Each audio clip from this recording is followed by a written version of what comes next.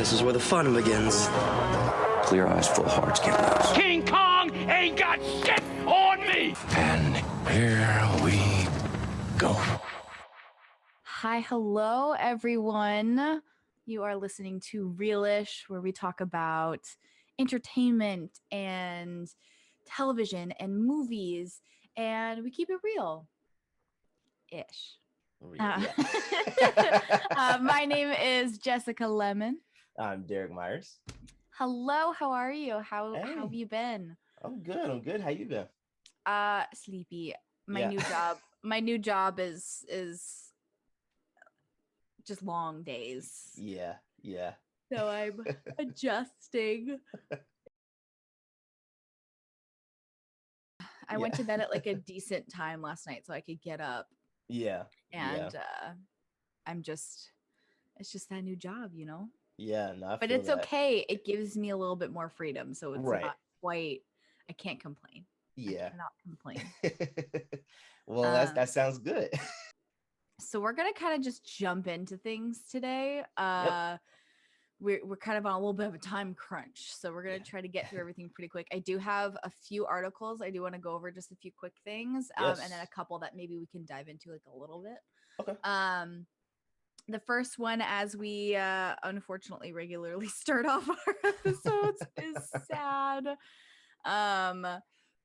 The actor Willie Garrison, he was in Sex and the City.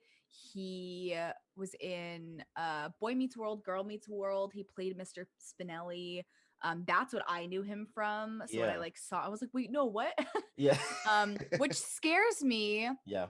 Because I forget that show came out when I was a baby. I know, because we grew up watching it. Yeah. Because that was one of my favorite shows growing up because it was on TV. Oh my goodness. Hello, Bowie. Hold on. Bowie just burst open the door. We grew up watching that show. I think it came out. I think it premiered the year I was born, but by the time I was old enough to understand the show, I think they were still doing the show. Yeah. What year did that? I know that the character that Willie played was in episodes in 1993. So literally almost 30 years ago. Yeah. And then he was also in Girl Meets World. I didn't watch that. I watched some of it because I think that show started. I don't think I was living with my parents anymore, so I couldn't really I didn't have cable. I didn't. Oh yeah. Buy cable. I paid for my internet at my apartment, but I'm I don't watch TV enough to pay for cable. Right. I think I just had the basic setup. Oh my god, I'm so sorry. I think I had just the basic setup when you plug your TV into the wall. Yeah. And you get 5 channels or something. So I didn't really have cable. But I had seen a few episodes anytime I'd go visit my parents, sometimes it would just be on TV and I'm let me watch it. It's cute. Yeah. I do think that they dive into some pretty deep stuff, but I don't think they dove into it the way that they did on Boy Meets World. Okay. But it's still a really good show. I think it was a really good adaptation because it's Corey's and Topanga's kid. Yeah. So I think it was pretty good. 93. So it came out. It came out when I came out. When I joined the world, boy met the world. Yeah, I was already running around. You're I had a spring in my step. How old were you then? What 3?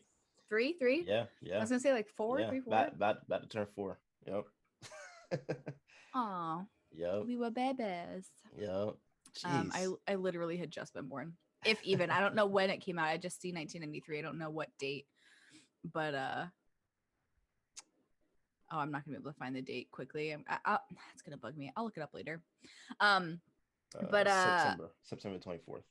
So I was 3 months old. Wow. 3 months and 9 days old. My sister was 7. It's 7 She just turned 7. Man. So Yeah, I don't think she was watching that either. yeah, Not yet, anyway. I don't even. God, I probably got onto that show when I was like 10, 9 or 10, Yeah, something like that. I want to say I was younger because I had an older sister, so she was 7 years older than me. Yeah. She's still alive. Yeah. I had a sister. No, I literally still have one. She has a baby now herself. But yeah, because I had an older sister, I ended up getting into a lot of like movies and television shows like probably way earlier than I should have. May I like rewind to The Exorcist being my first like horror movie? We talked about that. Yeah. There's no way in hell. Yeah. So this was like a pivotal like show for me growing up. So like some people like Sex and the City was like their show. You know, but like Boy Meets World is what I knew Willie from. And you know, I'm kind of sad. Like I saw that and I was like, wow. And I don't know how he passed away. I don't think, no details were released. Yeah. He was pretty young too. Yeah, he was 57, I think. Yeah, he was 57. And it's just like wow, you know, you kind of like, it's just sad. Yeah. Hopefully this won't be a common theme for every episode where we start off talking about someone's death. Listen, it's getting just weird now. I know. And it's just like it's sad because it's like a lot of the people that are passing away, like we have like connection to in some way. Like we watched their movies, we watched their shows. Like we know these people because like they were part of our like upbringing almost. And it's scary. That's why I'm saying like it's scary because like we're getting older. You're starting to feel your mortality. Yeah. And it's like, I think every time we talk about this, like these people that are passing away, like fairly young, like scares me because like my parents are not young and I love my parents and it just scares me. Yeah. It's that's a crazy thought. Yeah. But also Mr. Feeney is like ancient. Is he still alive? He is. He was in Girl Meets World. Let me see. Yeah, Jesus. He is almost 100 years old. Oh my God. He and Betty White are kicking it. Yo, that's the thing is like those are the two people that anytime I see like an article pop up and it's like their picture, I'm like, no. Like immediately I'm like, please no. And then it's like, and they're doing fine. And I'm like, Jesus, thank Christ. I'm like, it's like, those are the two people. It's him and Betty White, William Daniels, Mr. Fahine and Betty White. They're still kicking it. But yeah, he was born in 1927. Oh, yeah. So he's what, 96? No, 90. 90. Oh my God, what is math? 93. He should be 93. No, 27. 27. This is 21. This is 94. 94. Yeah, because he's got 6 more years before he becomes God, man, 100 years old. That is freaking crazy. I would love to be at that age. I would love to see that age. Right? Like I will see that age. Yeah, I'm throwing it into the universe now. I think the odds are in my favor. My great grandfather died before like he was like 1 or 2.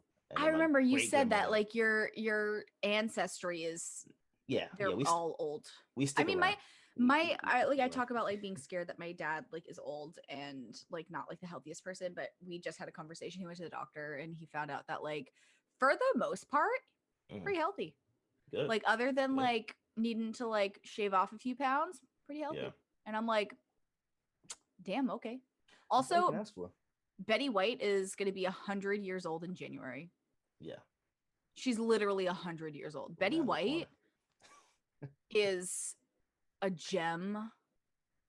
And such I love her. Yeah. I'm good. I'm getting like emotional thinking. She's 100 years old. Holy shit. She was born in 1922. She has seen multiple wars. She has seen like 10 presidents. Betty White, man. American treasure. Sorry, we were talking about Willie Garrison, who did pass away.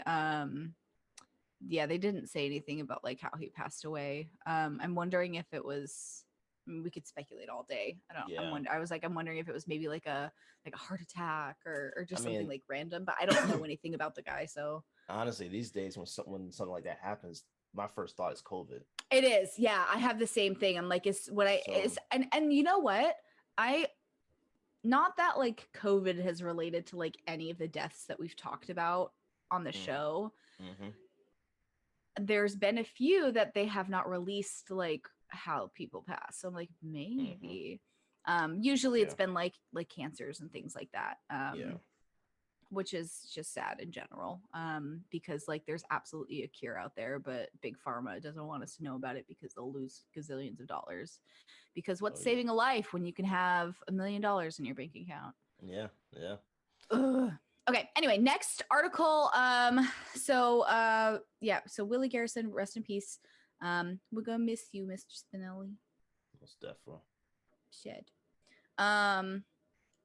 So Tiger King 2 is coming to Netflix later this year. Wait, hold on. The Tiger King? Tiger King 2 is coming to Netflix later this year. I saw that and I was like, excuse me, what did you just say? Okay, so I want to be excited, but did you see that new episode that they posted? I want to say like early this year. Maybe late last year. I remember it popping up, but that was a really bad time in my. No, was it this year? I think so. I want to say it was the beginning of this year. Yeah, it was not good. It was just like you know how they do those after shows. Yeah. They interview the cast. It was more so like that. It didn't even like, how's your life changed since the show came out? Yeah. I stupid. Look. Unless this dude gets out of jail, I really don't know what else we could talk about. Yeah.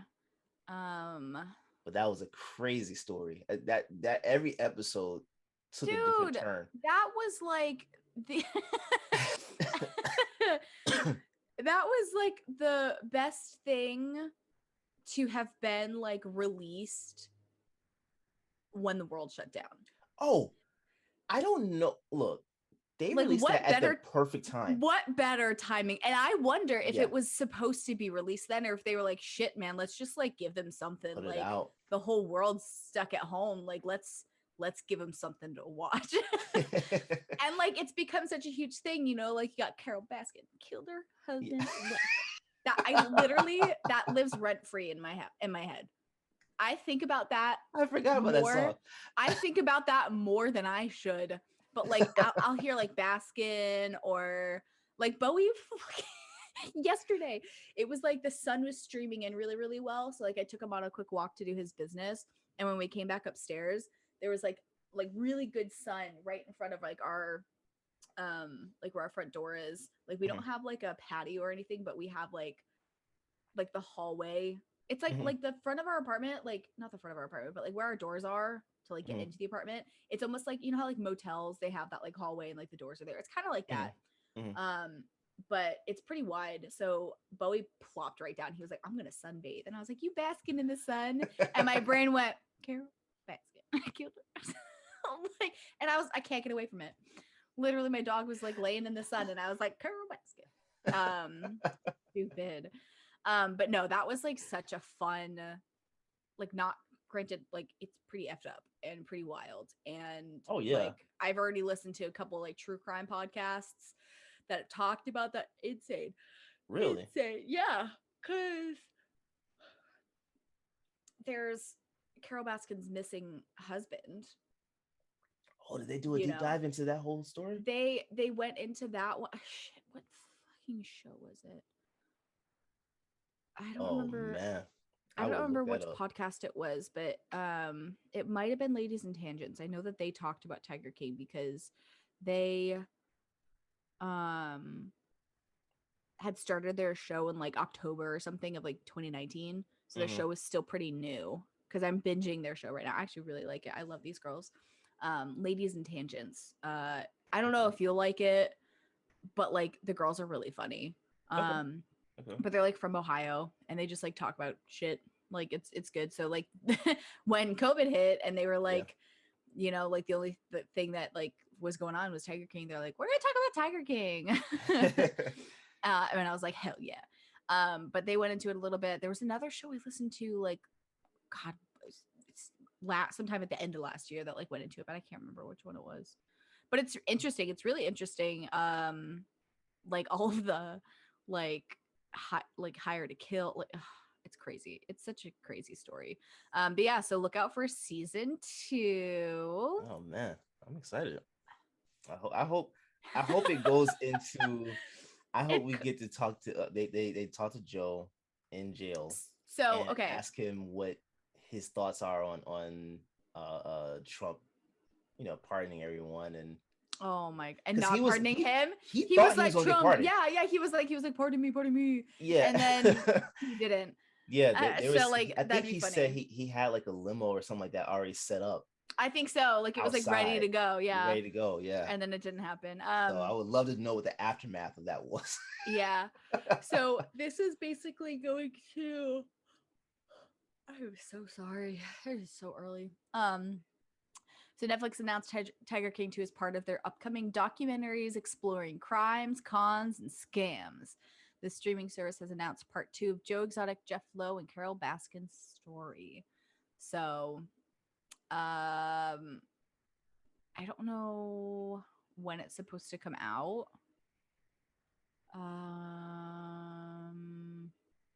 I don't see a date. It just keeps talking about like when it was released in 2020 and da, da, da.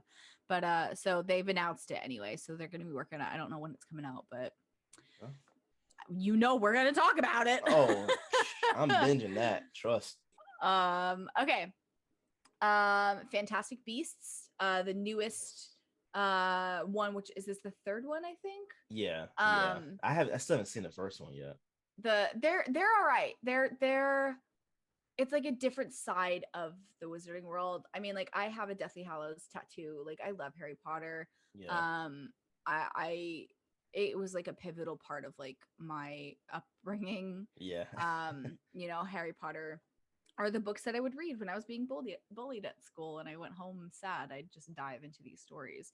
Yeah. And so they became a huge part of like me.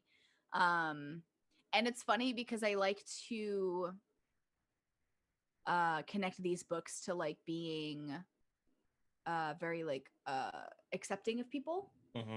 And because that's kind of like what they talk about, like Harry's like a rich kid who is orphaned, and then Ron's like poor.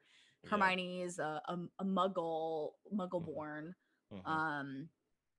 And they're like best friends, and then everything that it's just like Professor Lupin being like a werewolf but still being accepted. Like it's all that about like I thought it was kind of what helped me be more like open to like getting to know people, Yeah. before like judging them or whatever. Yeah. Which is funny because the author is kind of shitty, which is depressing. Yeah. But anyway, so Fantastic Beasts 3. Goodness gracious, I can't read. I literally just went with the words, smooshed them together. So it is called Fantastic Beasts: The Secrets of Dumbledore.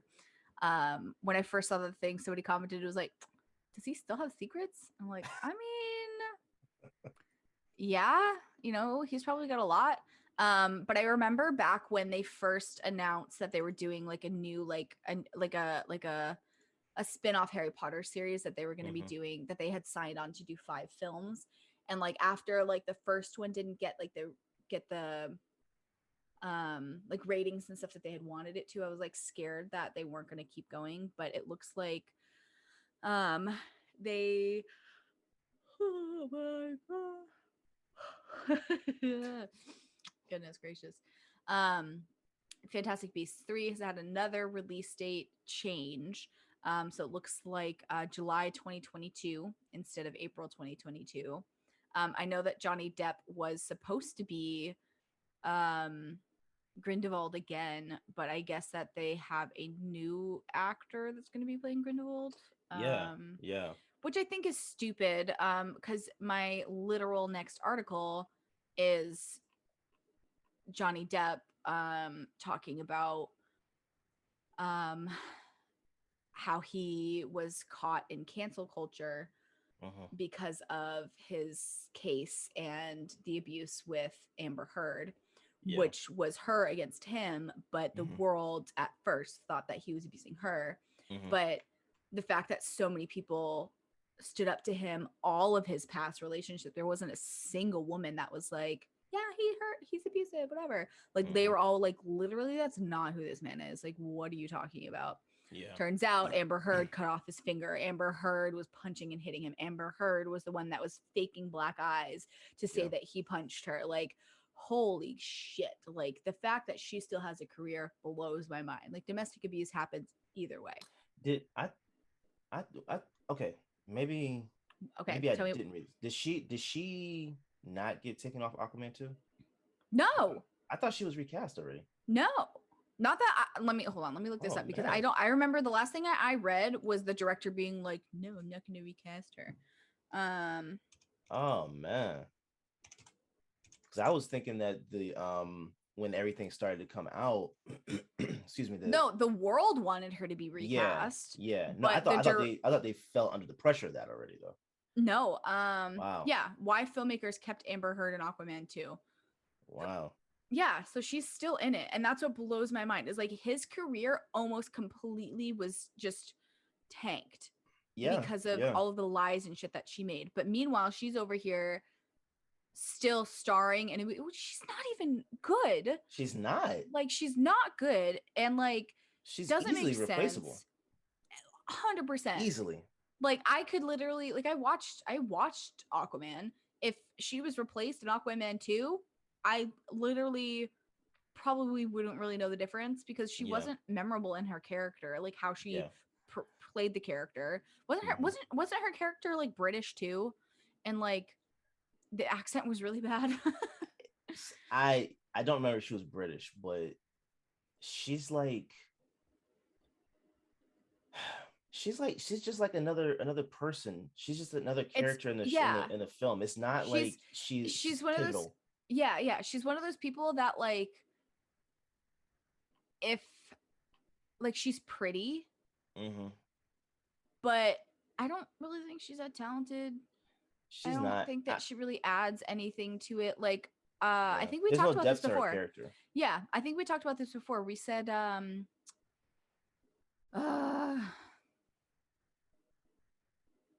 Khaleesi. Why can I not think of her name? Oh, Emily. I was gonna say Emily, but that's not her. Is it? It's not Emily Blunt, is it? No, Emily Blunt is in like Jungle Cruise and. That's right. That's right. Yeah. God. I know who you're talking about. Game of Thrones. Yeah, Daenerys Targaryen. I can think of all of her fucking characters' names. Yeah. Daenerys Stormborn, Khaleesi, Mother of Dragons, Breaker of Chains, like her whole fucking thing, but I can't think of her actual name. What the hell? Oh, people are listening to this and they're like, it's this. This is her name. And oh my God, why can I literally cannot think of her name. It is, and I can't even, okay, now I'm just going to have to look it up on IMDb. Jesus Christ. Why am I like this? Emilia Clarke. Emilia Clarke. Oh my God. Yeah. So it wasn't Emily, but yeah, it wasn't Emily, it was Amelia. Jesus. I'm so mad at myself. But yeah, so I think people were like, hey, instead of Amber Heard, put Amelia Clark in there. And I like mean, that would have been bomb. she'd have been great. Oh, She'd that been would have been great. so good. Yeah. But yeah, so Johnny Depp was at a Spanish film festival where he was awarded like the top career award. And there was people at the festival that were like, oh, that's gonna tarnish our festival. That's and it's like he didn't do anything wrong. Yeah. Like she like made it seem like he was the bad guy, but like, oh, makes me so mad. This is the one thing about cancel culture that that's scary, because you can be right. You can be the one that didn't do anything. But like the thing with cancel culture is like let's say somebody is our age, late 20s, early 30s, and we said something on the internet when we were like 14 and we thought it was cool. And we look back 10 years later and we're like, wow, we were fucking stupid. We're like, wow, I can't believe I said that. Like that was so dumb, but it's like we tweeted it, so it's out there, it's archived. And then that one tweet, like maybe in that one tweet, I was quoting a song that had the N-word in it. And granted, I've always thought that word was icky. And I think I was singing along to a Rihanna song once, and I accidentally like said it when I was singing the song, and I was like, oh, I felt so gross. Wow. But anyway, let's say I tweeted something about like it was like a lyric to a song and the N-word was in it. And like that ends in an A, not ER, because that's even worse. And I was like 12 or 13, and then like 10 years later, the media's like, you said the N-word, you're bad, you're racist, and then I get canceled. And it's like that, like 10 years had passed. I cannot tell you how much I have grown in 10 years, or if I was 13, 15 years ago, like, well, that kind of thing, those little things that you can definitely easily grow from and learn from. And, it's when people are like children and people bring stuff up and like cancel them because they said something when they were 12 or 13 or 14, even like 15, 16. It's like, you want to be cool. You want to be around your friends, and like the people that you thought were cool are actually really shitty, and you don't realize that until you're like 25 and you're like, wow, those like high school kids that I thought were cool are like garbage. And I'll say this. Okay.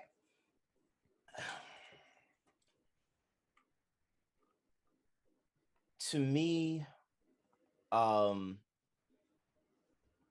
when you have a situation like that where someone that is younger that will tweet out lyrics, which, by the way, you don't have to even tweet out the part that has that word in it. Like there's a whole, I'm pretty sure the song is about 4 to 5 minutes long. Why you would choose to tweet those lyrics like right there. Yeah.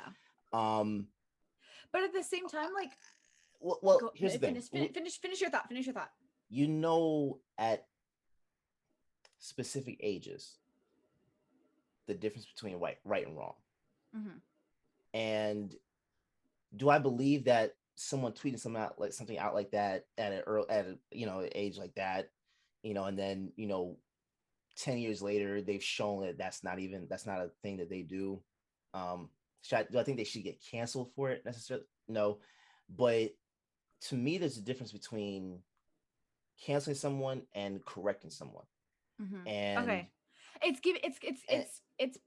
accountability. Well, it's holding people accountable, and I feel like that's what like the cancel culture like skips, right.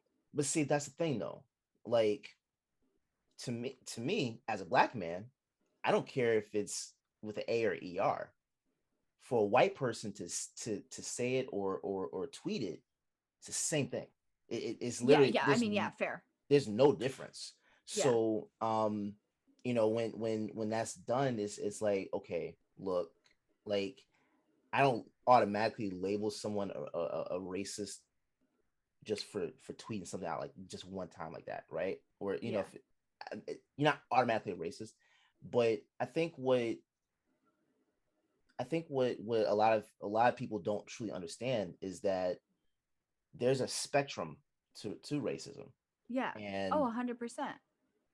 the on the lower end of it, it's the things you say or do that you're not consciously aware of, that is taught growing up, that you know, from generation excuse me, generation to generation, not understanding, you know, that this is this is racist ideology, uh uh versus the higher end of the spectrum where the KKK. You Yeah. Oh know what my I'm saying? God. So Yeah. like it's people don't truly understand it is a spectrum for it, that when you're discussing things like that, when someone again says something like that, or tweets something like that, is that grounds for canceling them? That one thing, no, but there has to be an understanding, like, listen, this cannot happen, Yeah. like, at all. There's no pass for it at So all. yeah, and like, and it kind of stems back to that, like holding people accountable. Like, I'm not gonna cancel a 27-year-old person for something that they said when they were 12, you know, on the internet. I'm going to do what I can to educate them on why that's wrong, Mm-hmm, and why it should not be done again. mm-hmm, And I think the biggest part of this specific scenario, mm-hmm, if we're going into this specific scenario of like saying the N word when you're 12, 13, 14 in high school, being stupid, mm-hmm. um, to being like 25, and like it is unearthed or whatever, it comes from ignorance, and not Yes. it's very much like it stems from ignorance, and not saying, I'm not saying like ignorance is like, oh, they're stupid, you know, like, oh, they're dumb, they like don't, they're just like, it's like, if I don't know something, or somebody doesn't tell me something, and I'm ignorant on it, I can learn from that, you know? And it's for something like that, when people are like, oh, it's just a word, I don't think it's just a word. Mm-hmm, I care about your feelings mm-hmm, more than a word. mm-hmm, Like, if you tell me that, I don't know. I mean, that word obviously, but like, if there was some other word mm-hmm, that made you uncomfortable, mm-hmm, and you did not like that word, it made you feel uneasy, mm-hmm, and I was just like, oh, it's just a word. Like, it's not. Like, your mm-hmm, feelings are more valid than mm-hmm. a word. I can stop saying a word. It's not a big deal. You know, you can't just stop feeling a certain way. And I think that that's something that like people need to understand. It's like, and that word specifically, it's the power that that word holds Mm-hmm. to the Black community, because it's something that they took back. Mm-hmm. And it's not the same, but I can equate it to the word bitch. You know, Oh for the yeah, longest time, yeah. men would use bitch as a derogatory term, Mm-hmm, and so dark and mean to women. mm-hmm. But now women have taken that word back, and then it's like, what's up, bitch? Like, Yeah, how you yeah, doing, bitch? You know, and yeah. it's gone from being that to now just being like a term for women to call other women. Mm-hmm, Like, I can be like, what's up, bitch? And it's mm-hmm, fine. you know. Yeah, I but can't do that. a man, you cannot be like, what's up, bitch? Like, I'd be like, excuse me, you know. So it's got like similar connotations to it. Like, it's got similar, and it's that power that word holds, that me as a white person, or just pretty much white people in general, not pretty much, literally white people in general, lost the like rights to use that word. Well, I don't even know that Not they even just like the rights, had the just rights. like they didn't. It's lost the ability. Yeah, Yeah. it's really because early. My brain is like no, trying you're really good. hard You're right good. now. I think the thing about it is where, for me, I don't know that I use the perspective of it being like ignorance, because of the fact that we live in this age of technology, where Yeah, information, but at the same age time, of information. there's people that like don't know that the Kardashians exist. Oh yeah, I'm not You know what I mean? but Like, see, and you would like, to think that me, like that's like the minority. yeah, You know, but there are so still people that are out there that like don't know. They don't know, and yeah. they don't even have the thought to look into these things. You know, Mhm. they're so like ignorant to how things work in the Mhm. world, and it's that saying, like, ignorance is bliss. Mhm. And they're living their life, they're happy go lucky, Mhm. because they don't know, and they wouldn't even think to like look something like this up online, you Mhm. know, like. And yeah, we have literally the world at our fingertips with our phones, but if somebody, like, if I'm okay, if I'm talking about like weight loss, because I am currently working on losing weight and getting healthier, Mhm. and my friend had an eating disorder in the past Mhm. and was struggling with that in the past, and talking about weight like shoots them back into their depression, where they used to, you know, harm themselves because they felt so shitty about their weight or whatever. Mhm. And I didn't know that. I didn't know that about their past. And Mhm. they did not tell me Mhm. that me talking about losing weight and me talking about like my dieting and things like that was harmful to them. If they didn't tell me, I would not know to not like bring that up. Mhm. You know what I mean? Mhm. But if they were like, hey, this makes me uncomfortable when you talk about this, I don't want to tell you why, Mhm. but it just does. Mhm. Please, you know, refrain from talking about that around me. Mhm. If they had not told me that, Mhm. I'd be like, oh my God, I lost like 5 pounds last week. I feel so great. You know, like, I went on a run. Like, I feel so much better. You know, like, Mhm. I would have had no idea. Yeah, I see where you come from. But I think the with this particular scenario, I can't I can't put that toward that, because it's not just like directed at one person. It's a group of people that have been saying, hey, listen, Yeah. like, this is not okay. This is not Yeah. okay. And there are there's a portion of white people that just don't give a damn.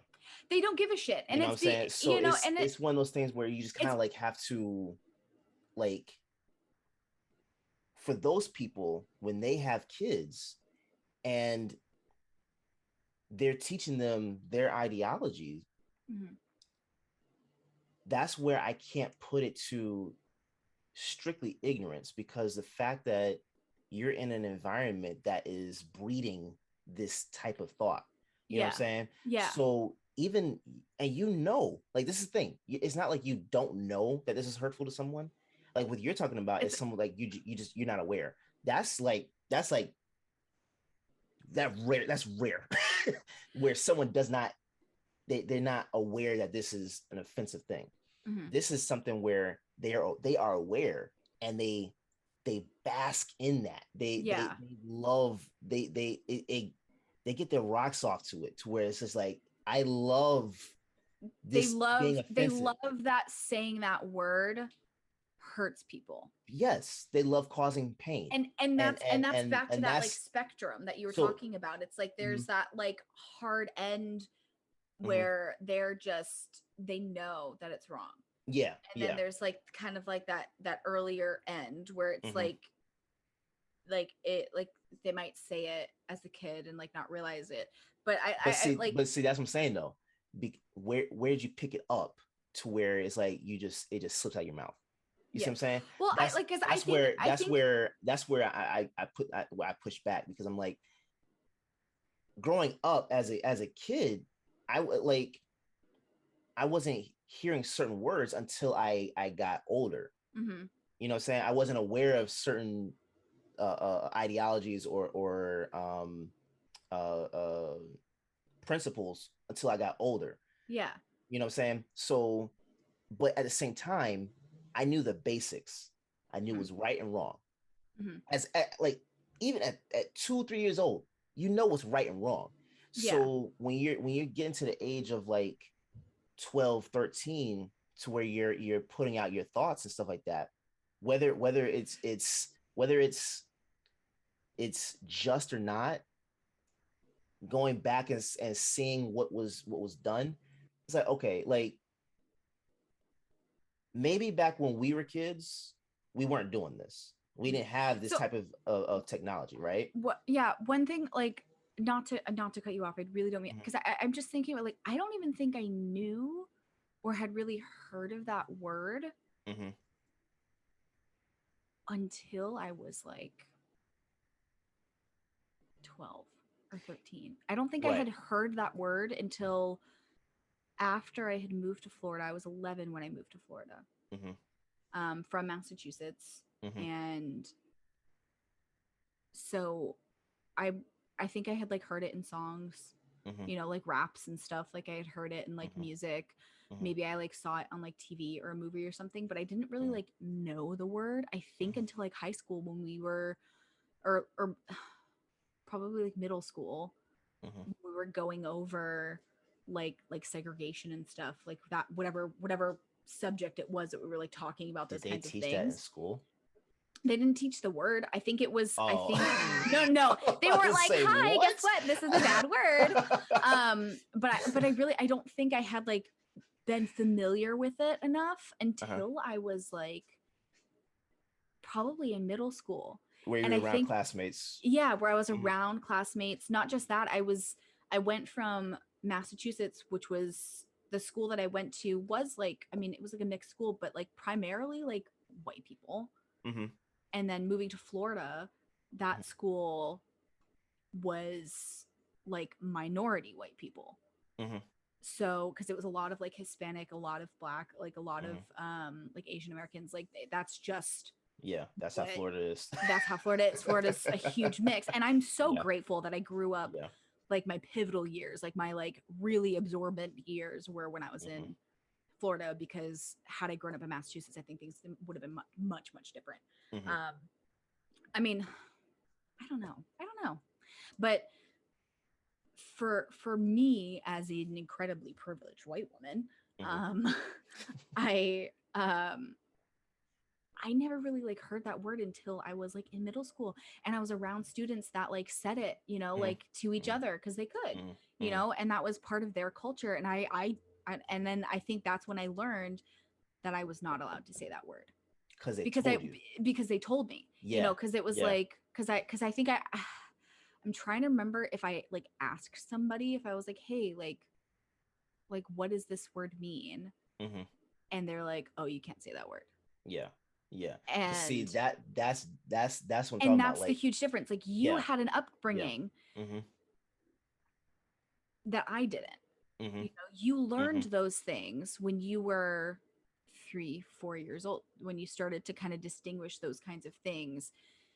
And I can't imagine like the conversations that like maybe your parents had to have with you with when it came to things with like race, when that was involved. Like I never had to come home from school and like crying because somebody like was mean to me about the color of my skin. Mm-hmm. You know, Mm-hmm. like I've never had to deal with that. Yeah. And I am so privileged, and I acknowledge that. Yeah. Yeah. And I and that's the thing, is like I don't really think I ever really knew that word or knew the meaning of that word until I was in like middle school, because I had never really been around it. Yeah.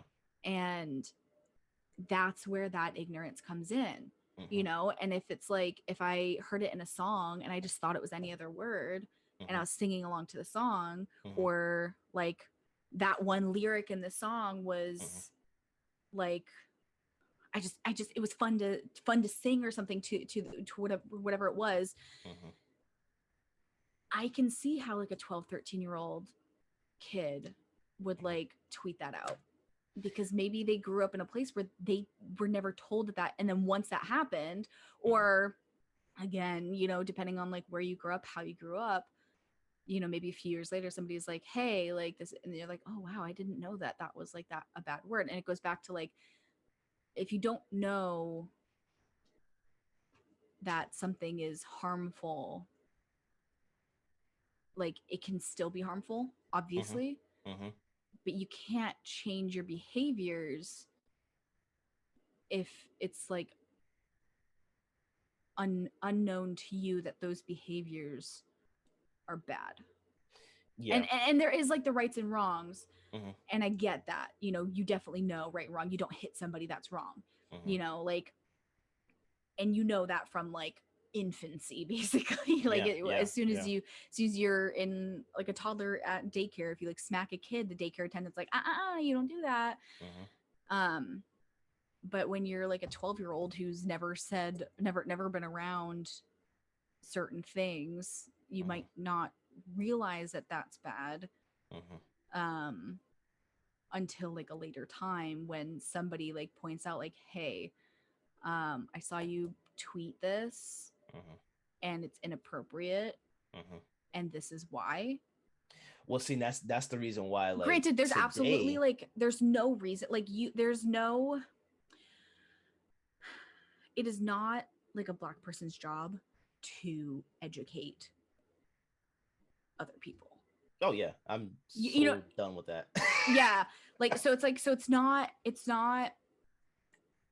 like anybody's job to, but like we've been on a rant about, I just looked up and I just saw the cancel culture, and I was like, oh god, that's what we were talking about. Yeah. But it's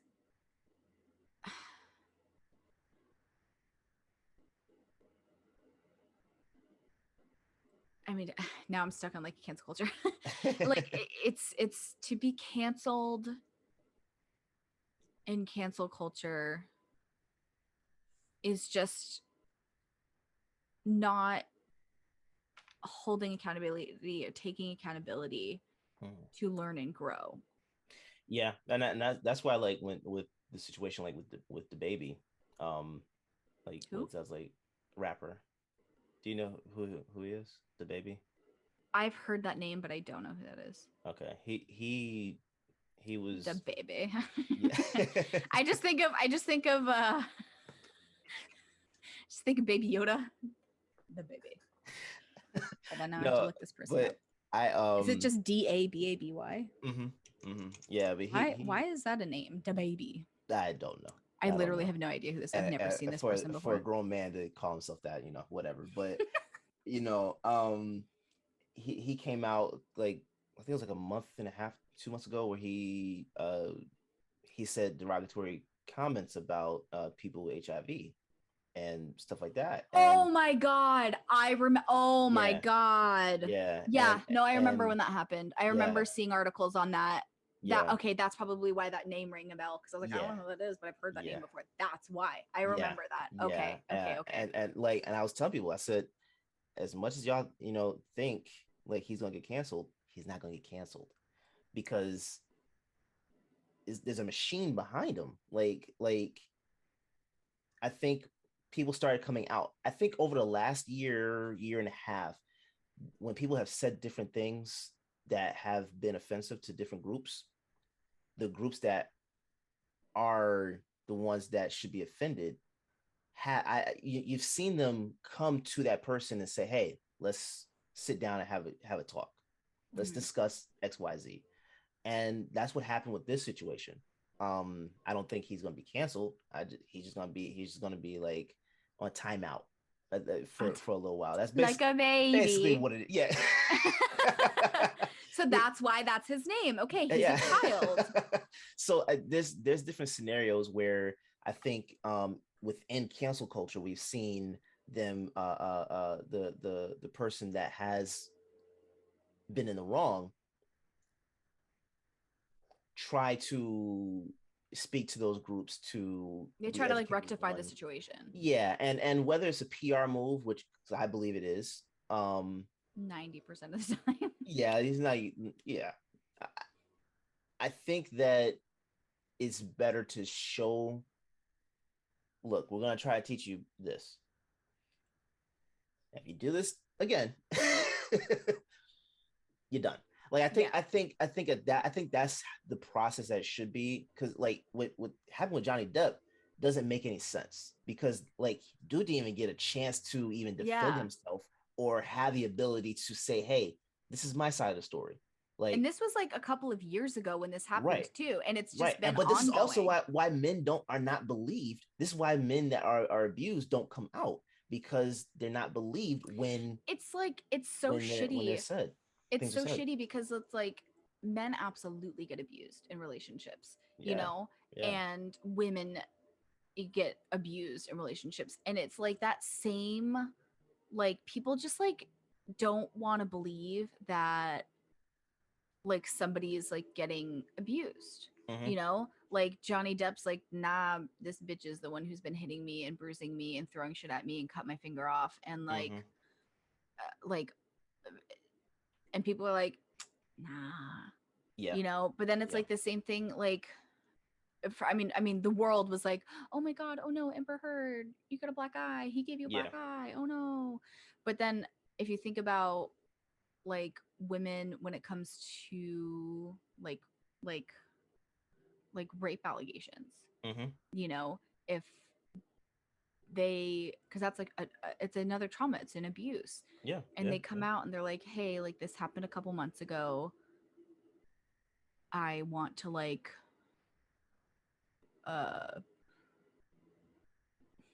file charges, you know, and people are like, but it happened a couple months ago, like why, what, like did it really happen, you know? So it's like on both, like on every side, even guys, like if a guy was like raped, like it's like I don't understand why. I mean, I get it, I understand like that it causes like trauma, and that it's not something that people sometimes can talk about right away. Sometimes it takes years to process that trauma. Like for me, it took a really long time to realize like what happened, and I was like, oh that is what happened that time, and it took like 5 years, you know, and like now I'm like, oh wow, that happened, you know. And I don't like talking about it, it still makes me feel weird, and I don't even know this person's like real name, you know, like he gave me his like oh, this is my name, but I go by this, and I'm like, I don't remember your real name, you know, I called you something else, and we were only together for a few months. So it's like sometimes it takes a long time to process those things, and that's why people come forward super late, and people are like, oh well, it's not real then, it came, you said this so long ago, blah, blah, blah. And so it's like you get backlash like no matter what. Like for people didn't believe him, people don't believe women, people don't believe other, and it's like just give it a chance to like, and then people will come forward and like save a lot of time for everybody. Like but I back to like that cancel culture, I think it's so stupid. Like I think that instead of canceling people, it should be like holding them accountable, you know, like, and it's kind of become a thing. Like I can't imagine what like the those brothers on YouTube, the one that's like wrestling. Oh, Jake Paul. Yeah, He's boxing. those guys, boxer, whatever. Yeah. His brother Logan, when he posted like video from the forest in Japan of Oh yeah. the body, and like I cannot imagine had that been like a few years later, like cancel culture, like he wouldn't exist anymore. It's gonna Meanwhile, come back. yeah, I mean it is. It's still gonna come something back, people though, talk. 'cause People the talk about things- it every time he does anything. They're like, okay, but like he did this thing. Yeah, you know, because Justin Bieber's thing keeps coming oh up. my god. You know, and Wait, which Justin Bieber thing? with him saying the N-word, you know that he did a parody to his own song. I forgot. One Less Lonely Girl. Oh. I think I remember that was He was younger. That was a while ago. Yeah. He was I younger. remember, yeah. But it still comes up. Yeah. It still comes up, you know. So and like I'm curious, had that happened, you know, within the last couple of years. Oh, he'd have been done. Exactly. He'd have been done. Yeah, he'd have been done because you can, and even for me, I still don't like. It's still not a thing where I'm like, okay, you know what, I get it. You were a kid. Like, no, it's again, his environment was different. Mm-hmm. You know, he knew what that was. That's why he thought it was funny. Yeah. You know what I'm saying? Yeah. So it's still like, okay, look, hold him accountable for that.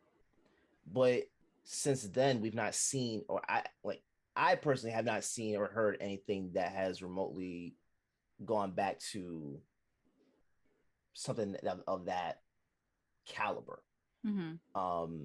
So that leads me to believe that he is actually he has grown and he has learned and like understands like why what happened was wrong. But still, which is that was dumb as hell.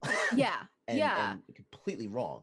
You know? So and I think with cancel about, culture, it's the environment as well. I think like the cancel culture thing, it's like it basically just doesn't even give these people the chance to learn from what happened. It's like you're canceled, bye. Like nothing else is happening in your life.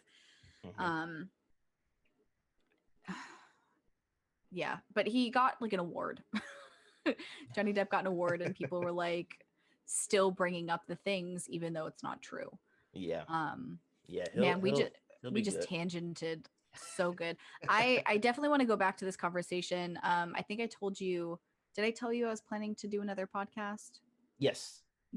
So I'm still like working out like what I'm gonna like call it, but I am gonna have like, I want to have like longer conversations about stuff like this. And I'm pretty sure a majority of those episodes are going to have guests, and I would love to have you on and we could just really dive in. For sure.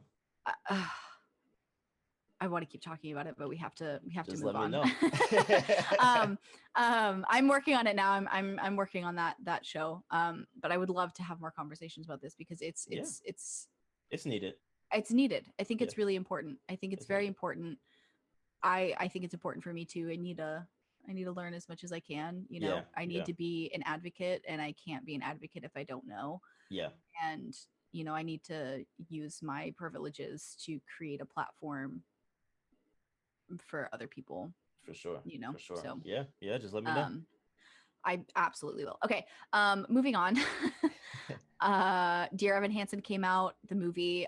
People hate it. Which one? Dear Evan Hansen. It was a okay. I did see yeah, so it was a Broadway play, and it originally starred Ben Platt, and I love Ben Platt, but he's like my age. I think he's like 27, 28, and he's playing like a high school student in this movie because he starred in the Broadway show, and then and now stars in the movie, which a lot of people had backlash on because like, hey, he's like 28, like he did the Broadway show, and that's fine. You can be 28 playing a 6-year-old on Broadway. You know, you can't be a 28-year-old playing a 16-year-old on movies because like it's just a different world. And see your 5 o'clock shadow and everything. Yeah, it's like those eye crinkles, we see them. A 17-year-old kid won't have that. Yeah. I was really excited because the music, I've never seen the musical, but I've listened to the music, and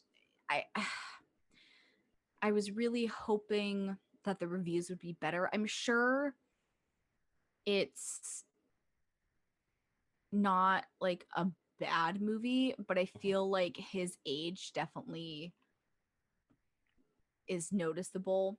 Like I feel once you hit like 22, for most people, that's kind of like the limit when it comes to like high schoolers. Like the new season of Sex Education came out, and I watched a couple episodes of it yesterday with one of my friends, and there's a scene where like the guys go into like the locker room, and there's all these like dudes with their shirts off, and I was like, none of these guys are 17 years old. I was like, those are all adults. Yeah. And it's so weird because it's like there's like two people in there that maybe actually look like teenagers, and I'm like, nope. Like, and I get it, like for certain things you kind of have to be like older because of like laws and you know, like if there's any like nudity or anything, I get you have to be older. That's okay. That's perfectly fine. That's not. But yeah, so Ben Platt's like 28, and it won. You know, it's supposed to be a good show. It won 6 Tony Awards, Best New Musical Acting honors for Ben Platt. Like, and he's phenomenal. He's so talented, but like, I just don't think that this role was for him. I haven't watched it yet. I think that's something that we should watch. I don't know if it's available on like streaming, but I would like to review it. Sex Education? No, Dear Evan Hansen. It is a musical. Oh, okay. So be warned. Okay. But I do think that there is, because it's a movie adaptation, I think that there's more like dialogue in it than anything. But it got really bad reviews. A lot of people are talking about how it's like a white boy sad. Oh my goodness. They're doing construction and literally like 50, no, probably more than 50, like in the plot of land that's like right next to our building, and we're only 2 units in from the end of the building. So they're doing construction and they're building a new apartment complex. So they're like drilling into the ground. And it's literally shaking our whole apartment. Like my stuff is like literally shaking. You probably can't see it on camera, but this is like shaking. And I'm like, it's so weird. And I can like feel it, but it's because they're like drilling into the ground over there to like prep the building. But it was just really strong for a second. I was like, what the hell? But it's like a white boy. Basically, the what this movie is about is a kid is like super depressed. His therapist tells him to like write letters to himself, and then somehow I don't know how, but like one of his letters to himself ends up at this other kid's house. That kid commits suicide, and the letter that says like Dear Evan Hansen that he wrote to himself ends up in this kid's home who commits suicide, and they think that that's his like note, like his suicide note, because it says Dear Evan Hansen. So then the parents are like, oh, he wrote this for you, it was his last thing. And then he's like, not like, oh no, I wrote that to myself. Like he like takes it in as like, yeah, he wrote that to me, and it becomes like the whole movie. So a lot of people are like, oh, sad white boy. That's what I've been seeing. I do want to watch it though, because the music from the musical I enjoyed. But I also hadn't seen the musical, so I didn't really know too much about it. I just knew the basics, but we'll see. I do think that Ben Platt is too old. I love Ben Platt, and it was a role that was made for him years ago, you know. So oh my god, my computer's not loading. We're absolutely gonna have to pick this up later. Which is fine. Oh my god, my computer's literally not loading. The next thing, ABC is bringing back the Wonder Years, but it's with a black family in the 1960s. I'm gonna check it out. I hadn't even like heard anything about that, and I am very interested to see like I'm just really excited to see this, because I remember the Wonder Years. Like I remember watching that like when I was like a kid. I don't remember it very well, but I just like remember it. I think my dad watched it. I think it was like one of those shows like my dad watched, probably my sister watched it. So it was like on TV occasionally. But I'm excited. One of the things they talk about is a lot of black families were lower middle class and middle class, and they have not been depicted in this era properly. For sure. So that's something that's going to be kind of cool to see. The new series captures the nostalgia and wistful tone of the original while highlighting a thriving middle-class Black family of that era. Yeah. So Yeah, I'm looking forward to it. That's gonna be yeah. a good one. When does it come out? I think it's out this week. Is it out this week? What is I it think out so. on? Just TV? ABC? Probably. ABC. I think it's gonna be on Hulu.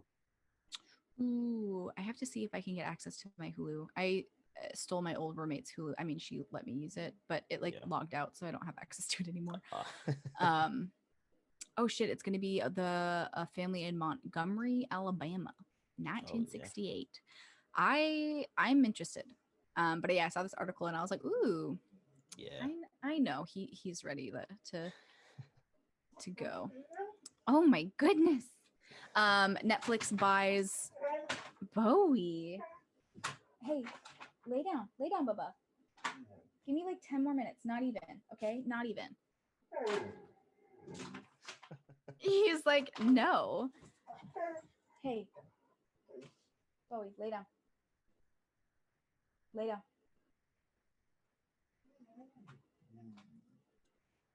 You hear that back talk? I got a toddler on my hands. Netflix buys Wonka author Dahl's catalog. So, like Charlie and the Chocolate Factory, Fantastic Mr. Fox, The Twits, BFG, which all I believe have been made into movies already, but I'm curious if they're gonna like readapt them. Yeah, they said they're gonna make movies, shows, and I think games. Oh, fun! That'll be cool. Yeah. So I think that'll be fun just to see. So that's stuff that we can look forward to from Netflix.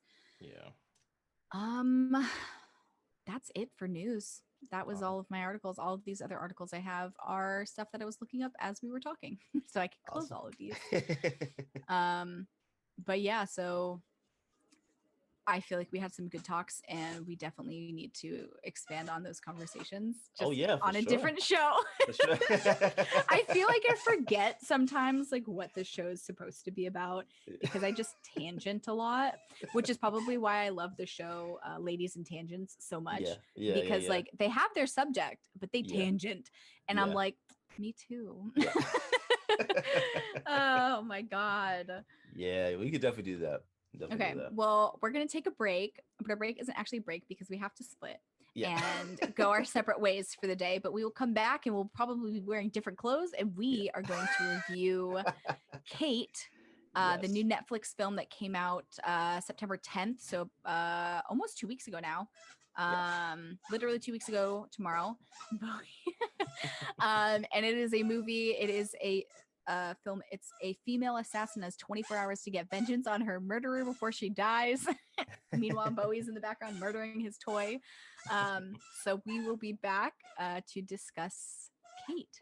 All right.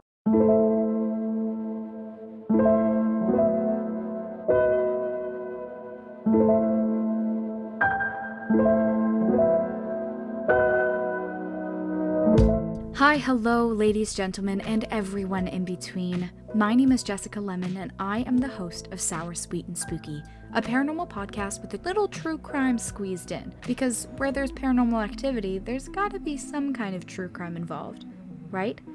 I talk about ghosts, aliens, murder, cryptids, urban legends, conspiracy theories, and more.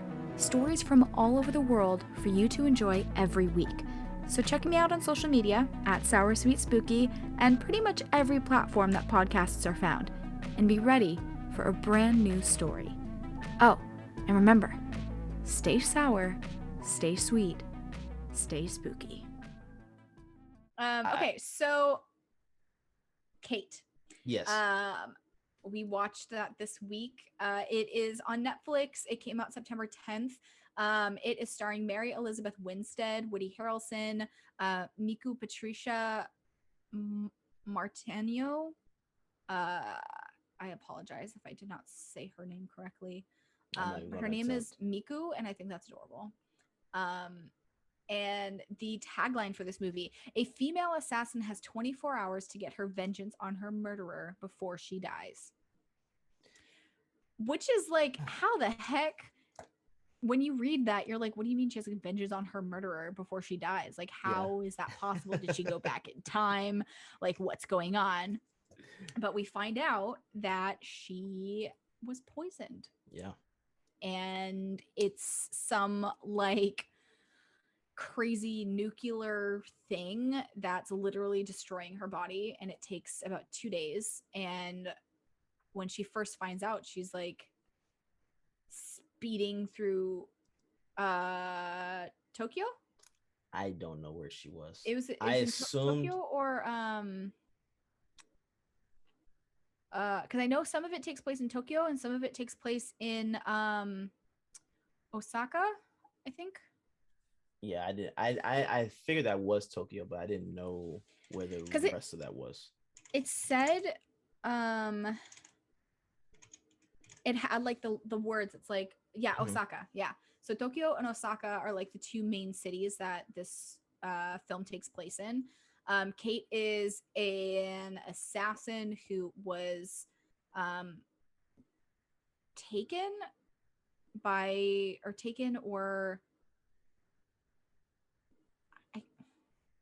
brought in. I don't know how to like, because Woody Harrelson's character almost like he adopted her, right? Kind of like he like took her in and like trained her to be an assassin. Yeah. But we find out later in the movie that like he killed her mom, like he killed her parents.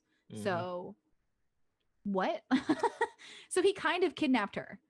Basically, but it was made to seem that he didn't kidnap her. It was made to seem that like he adopted her, he took her in, he trained her to be a badass assassin. But which is weird because it seems he's preying on a child in a way, like on the child's hurt.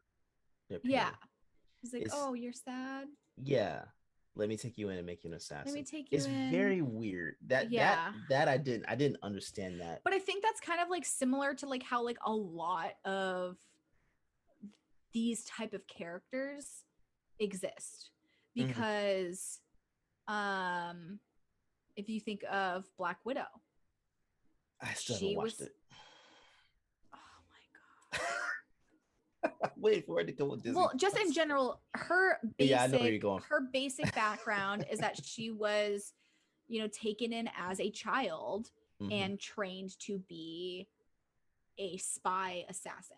And I think that's very often like people don't just get picked up when they're like 25 and they're like, we're going to train you to be an assassin. It's like, hey, you're 12, like you're going to be an assassin now, like we're going to turn you into an assassin.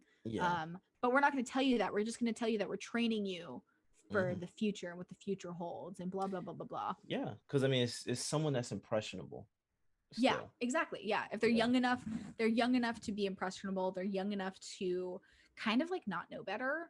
They're like, oh, this is how things are, okay, like, and that's what they get kind of shoved into.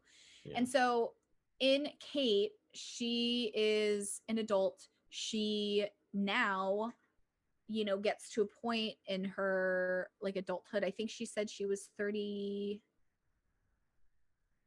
something. I don't remember. I don't remember the exact age that they said she said she was. She's like, hi, I'm 36. I don't know. But she basically got to a point where she kind of wanted to be a mom. Like she wanted to settle down. She wanted to start her own life away from the violence of her being an assassin. Like she wanted to kind of get away from all of that. Yeah, she was going to retire. Yeah, she wanted to retire. That was like what she was saying. She was like, hey, so I've been thinking about retirement. And so she tells Derrick, which it was funny when I heard that name, I immediately went to Avatar, The Legend of Korra, because one of the characters' name is Derrick. Oh, okay. And I was like, when I first heard it, I was like, why does that name sound so familiar? And then I was like, oh, Korra. But Woody Harrelson plays Derrick, who is like her mentor / teacher. I don't know how to explain him, but family / abductor. I don't know. Whatever he is. But so she comes to him, also her boss. I don't know. yeah. So she comes up to him and is like, hey, I want to retire. And he's like, oh, well, just one more job. Yeah. But when she finishes that job, she like goes to a bar and she just wants to enjoy a drink and just like relax. She's like, shit, I'm done. Like I can have a life now. So this guy comes up to her in the bar and they do some things together. They just do things, you know. And she wakes up the next morning and she is sick, very violently ill. And well, maybe not just right then. She starts feeling sick. Then she like steals a car. She's like racing through Tokyo and like gets into this like horrific car crash and is like fine. Well, even before that, she was trying to kill, because even before she met the guy in the bar, she killed that girl's dad. Oh my god, that's right. Oh, I totally forgot. Yeah. I was like, what was her last thing? So she tries to not kill the guy because she's like, no kids, like no kids, like they can't be involved, they can't be seen. Yeah, but she steps out of the car and they're like, no, do it anyway. And so she does it, kills him. The little girl's sad, she's crying. And then I guess her last assignment was supposed to be the brother of the guy that she killed. Yeah. And she waits, she like hesitates. She has like some type of headache or something like that. Yeah, she gets she gets this like weird, like, sorry, it's been like a week since I've watched it. She gets this weird like headache thing like out of nowhere. Like it's just like she like loses her focus, and then when she gets her focus back, like the guy's moved out of position. And she like tries to get him anyway, and then they're like, no, back down, and she's like, no, I got it, and she like runs across the building, just like parkour shit, and then tries to shoot him again, and like it doesn't, she gets him like in the shoulder, and then he gets away, and then she has like another like thing, and then so she's like, what the heck's going on? She goes down, she steals the car, she's racing them, trying to catch them, and then gets into a horrific accident. That's that timeline. Yeah. And so she ends up in the hospital. She was in the hospital for 24 hours, like pretty much a day, like 24 hours. So when she wakes up, the doctor tells her that she has been poisoned with this like nuclear serum stuff, and she's got like a day to live. Yeah. And so that's where her hunting down this guy comes from. So she assumes that the person that poisoned her is that guy that she slept with after going to the bar. So she's like, she finds him and she's like, why did you poison me? And he's like, we did it because we had to, if we did this last thing, they'd release us from the mafia. I don't know. whatever they're part of, they said that they wanted out. So if they finished this last mission, they'd be released and it'd be fine. And he gives her a name, and then she's trying to find this guy. And it's just, there's a lot going on. Yeah. This, because then she's like all of this is within one day, and like her health deteriorates like rapidly, which I get it. It's some like nuclear, like toxic waste stuff that she drank because she thought it was just wine, but really that guy like poisoned her. And another reason why I'm apprehensive before COVID, going to other people's houses, just drinking. Just to be like, I'm good. Yeah. Well, I always make sure that if I'm going to get drunk, even if I'm going to go out, because I got drunk before and it was fucking miserable. But I was with really good people, and I'm so grateful I was with the people that I was with. Because had I been maybe with somebody else, or had I been like, I'm gonna go out by myself, don't ever fucking go out by yourself, ladies and men. Don't do it. Yeah. Because the bar that this happened at was I think it's called the Chapel. Which is funny because we were talking about like religion and shit earlier. But I think it's called the Chapel in West Hollywood, and it's primarily like a gay bar. So anybody can get drugged there. Yeah. Because we had gone out, we had gone to like a restaurant earlier, and I had like a martini or a drink, like a tiny drink, like I was fine. And then we went to this bar. I had one drink. I had like it's a frosé, so it's like a frozen rosé. I didn't even finish it. I had only had like a little bit of that drink, and I was fucking gone. Like, I don't even think I finished that drink. And my metabolism is weird, so it takes a while for my body to like process like alcohol. Other things it processes faster, but alcohol for whatever reason just takes a lot longer for it to process. But I literally had that one drink at the bar or at the restaurant with food. We walked to this other bar, you know, so we walked outside. Like, I burnt off most of what that was. And then had this one drink, and then I was gone. I was so like, I was stumbling, and it was bad. I've never been like that. And we went back to my friend's place. It was like the four of us. We went back. Somehow we made it back. We did walk back, so it was still okay to like walk back, but I was not okay. He made sure I drank water, and then I was like good. And it was like 5 o'clock in the morning before I was like okay again. Like, it was so bad. I have not gone back to that place. But had I been with somebody else, like, God, holy shit, you know? Hollywood's scary. But anyway, we're talking about Kate. I like tangent so much. It's so bad. But what did you think about how Kate like handled the situation? I understood. Because if I let's say right now, if I got poisoned and I had 24 hours to live, I'm gonna figure out somehow, some way to go get the person that got me to. So I from that you can perspective, understand it. And if you have like her training, like you know what you need to do. Yeah, for sure. If I could shoot the way she shoots and like, oh, trust, I no problem. And so like, what's crazy about it too is like, it kind of circles back around to the person that she's looking for ends up being the uncle that she had the little girl, her dad that she had shot and killed. She ends up kind of kidnapping her because she finds out like, oh, that's that little girl, like I can use as bait to try to get this guy. And so she kidnaps her, and then it's like, it's so weird. I get it, but it's also weird because she kidnapped this girl. She like dragged her through the city and then ends up like tying her up in a bathroom. And she's like, and she said it too. She was like, this is for your safety. Like, I promise. And then she's like, what the hell? She's able to get out. And after that, like, Kate had gone through, she had killed a bunch of people. Can we talk about how many people she killed? In that 24 hours? Like, how absurd.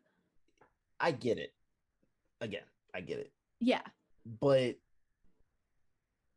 did it seem excessive to you? It seemed overly excessive. Okay. Because it seemed, I was like, she's killed. So it's been like 30 seconds and like 12 people are down. What's going on? I mean, and it's not even, and to be completely honest, like the fight scenes in this film almost put me in the mindset of like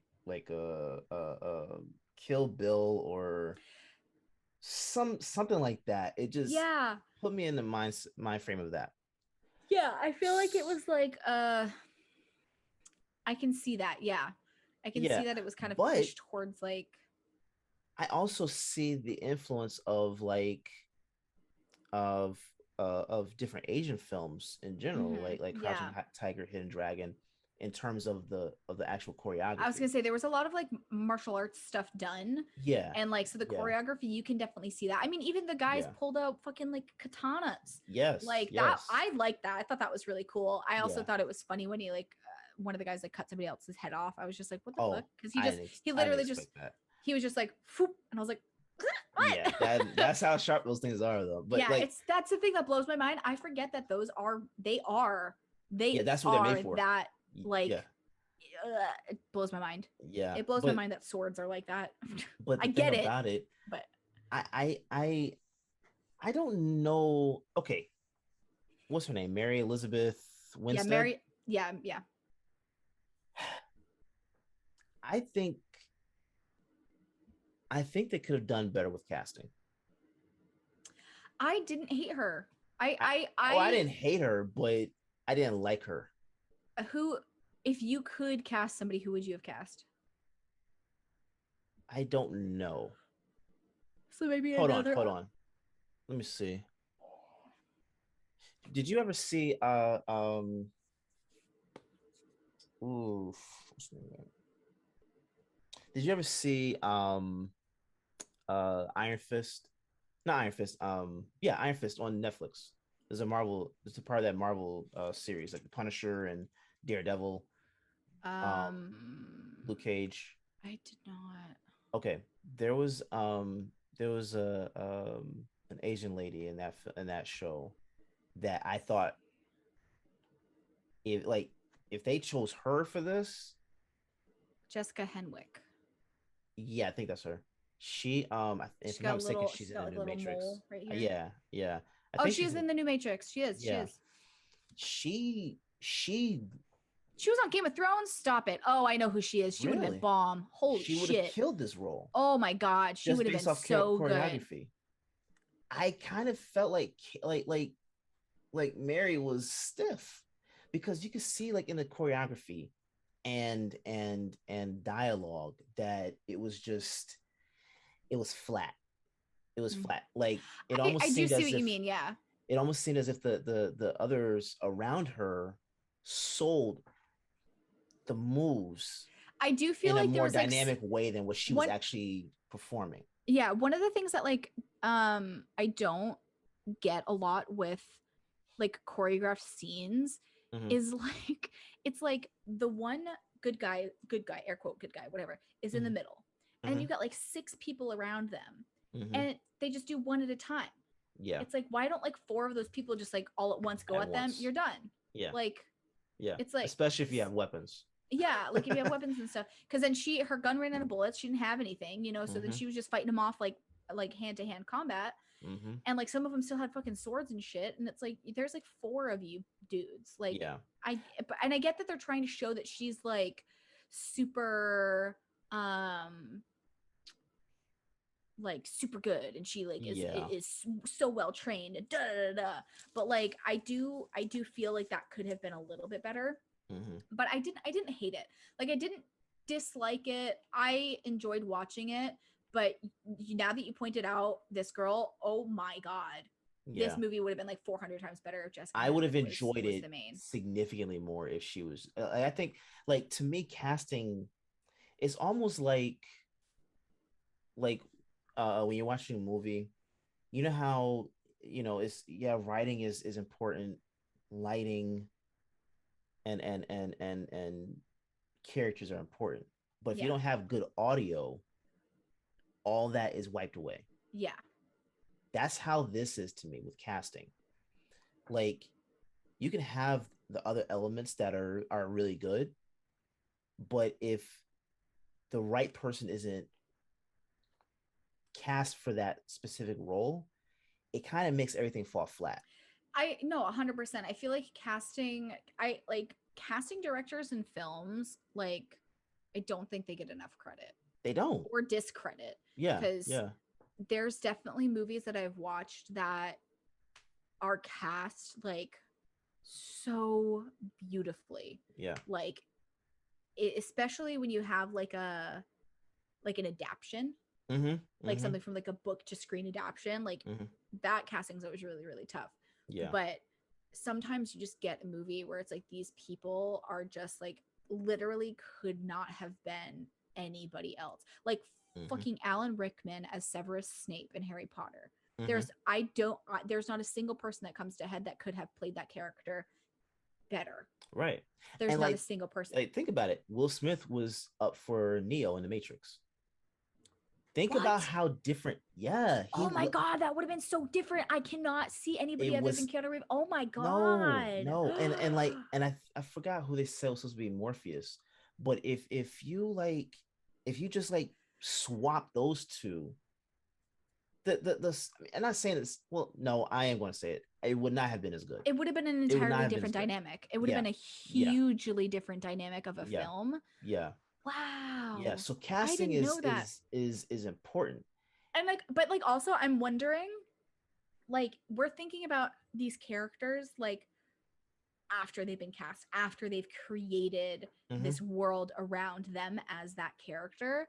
I'm curious if somebody else had gotten those roles. Maybe somebody we didn't know, like a no name, had gotten those roles. I actually like No Names better. I do too. I love it. Yeah, because then that gives like I have no preconceived notion of who this person is. I haven't seen them in anything else, or if I have, it's been in like little things. And so you it's might like not even remember them. Yeah, or it's like I remember them briefly. Oh, I think I saw them in that one thing. Yeah. Oh, okay. Yeah. You know, because then you have like they can that character can be done. Yeah. However, you know, so that's what I'm saying is like with like somebody like Severus Snape or Keanu Reeves' character in the Matrix. Shit, what was his name? Leo. Neo. Yeah. Yeah. Oh my God. Neo. My brain literally just threw that out the door. But like these are characters that like they've been out for ever. Yeah. I feel, you know, it's been what, like 20 years? Harry Potter, I think, is about to hit 20 years. Holy shit. Yeah. Matrix is in that same realm. I think they're at almost like 30 years now. So it's like they've created these characters that have been around for so long, but like what if somebody else was there? What if somebody else had been cast? It makes things different. And actually, I think if I'm not mistaken, Will Smith bypassed on the Matrix for Wild Wild West. If I'm not mistaken. Because it was that whole futuristic type of thing. He read the script. It was that like I'm good. 99. So so the Matrix is also at that like 20 something years. But like can you imagine like even not even Will Smith, if it was like anybody else, like any other person. I'm not saying like anybody that we know of now. Who was the biggest action star in one of the 90s? Like one of the biggest ones. I know Will Smith was. Tom Cruise. Oh my God, that would have been such a weird movie. Think about like Bruce Willis in the 80s and 90s as well. Oh my God. Do you see how different it makes the film? So Nicolas Cage too. He was in Nicolas Cage was almost basically in his prime. Was he up for the role? Nah, I don't think so. He was up for Superman. Nicolas Cage was up for Superman when they were going to do a Superman film, and that thing got trashed. Like it was Superman with long hair and everything. It was weird. It was just weird. That's really strange. Yeah. That's so weird. Nicolas Cage, I feel like gets like so much flack, but like I perfectly cast characters. The National Treasure movies. There's not a single person I could think of that could have played Nicolas Cage's character better. Yeah, because it's just like there's nobody that I can think of that would have been better in that role other than Nicolas Cage, you know. But people shit on him so much, and it like blows my mind. But say like it's one of those things like this movie, I thought it had potential. I did not like it. I did not like it. It wasn't. I'm not gonna sit here and be like, oh my God, it was like 9 stars. Like like I liked it and I enjoyed it, and it was cool. And I really liked the concept of it. But I do think it could have been executed a little bit better, but like it wasn't bad. Like the cinematography, I liked the cinematography. Cinematography was good. Yeah, so I liked the cinematography. There wasn't any like shots that were done that I was like, oh, that was weird. Or like, oh, I don't like that. The one thing that like threw me off though was that car chase scene because it was all CGI.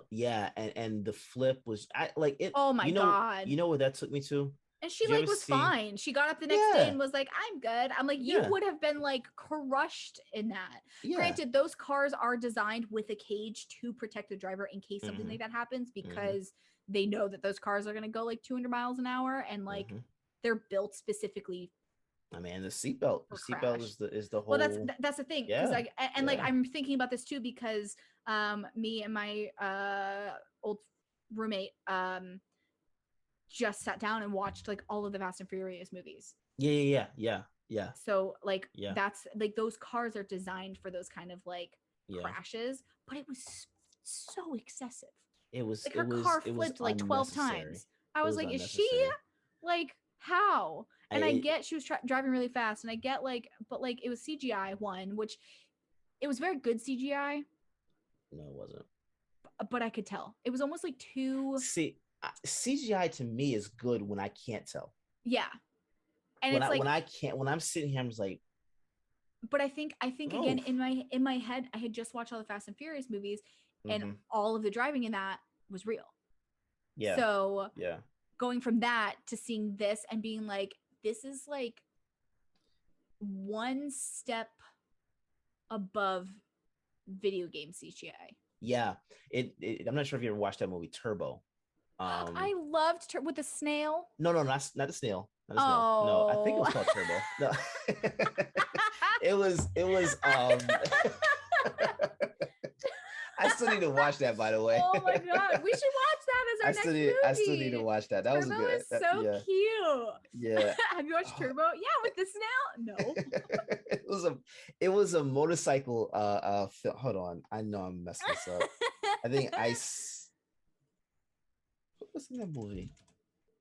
Was Ice Cube? Ice Cube was in Turbo that movie. Stars. Hold on. TurboTax. Hold on. It was a motorcycle film. Torque. That's it. Torque. Yeah, it came out like I think right after Too Fast, Too Furious. And they Was it a show? It's a movie. It's a movie. It's about motorcycle racing and stuff like that.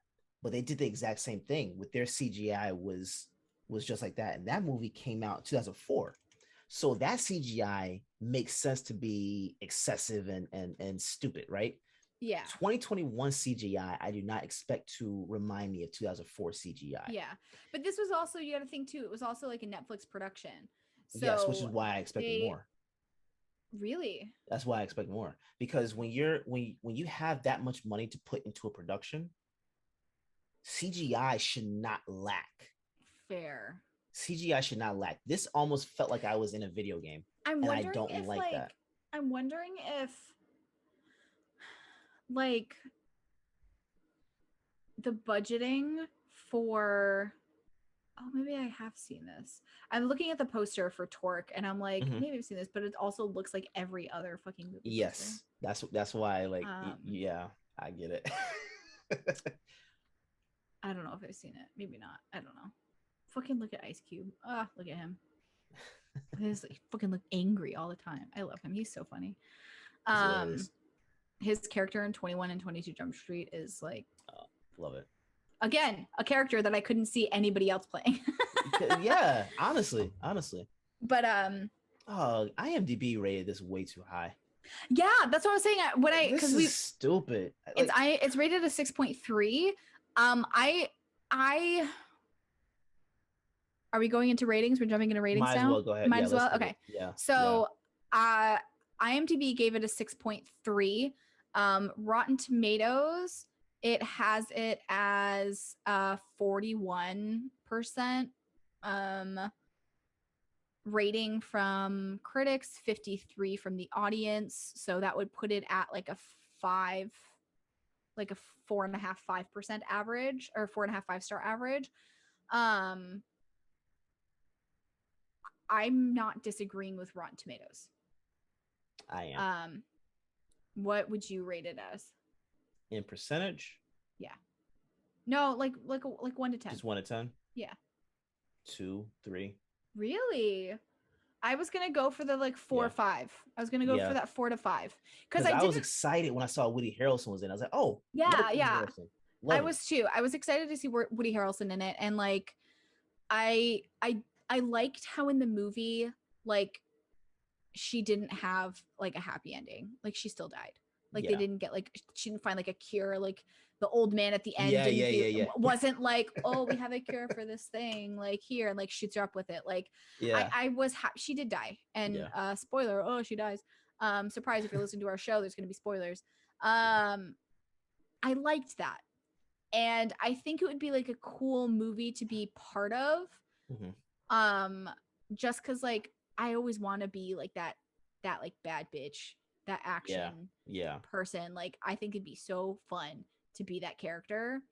But yeah, I would say a 4.5 to 5, just because the concept was good.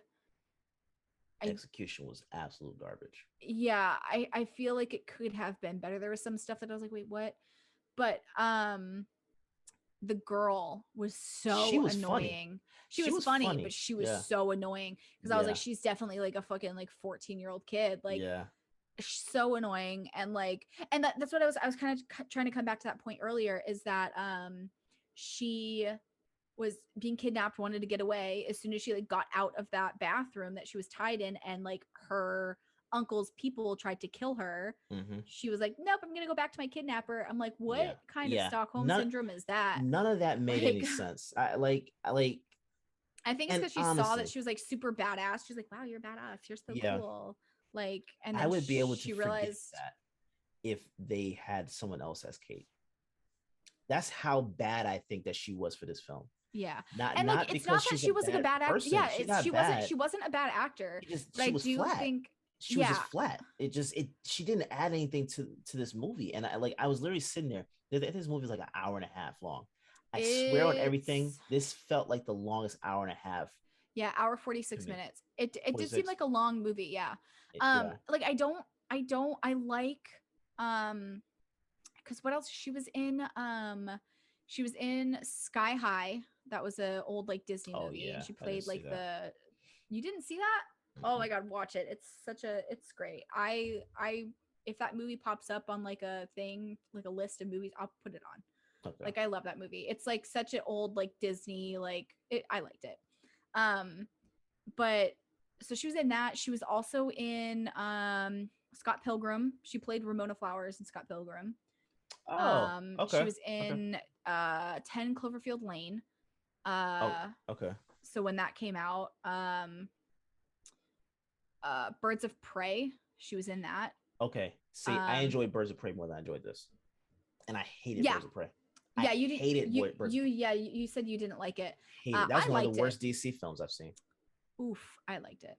Yeah, that was trash. But so she was in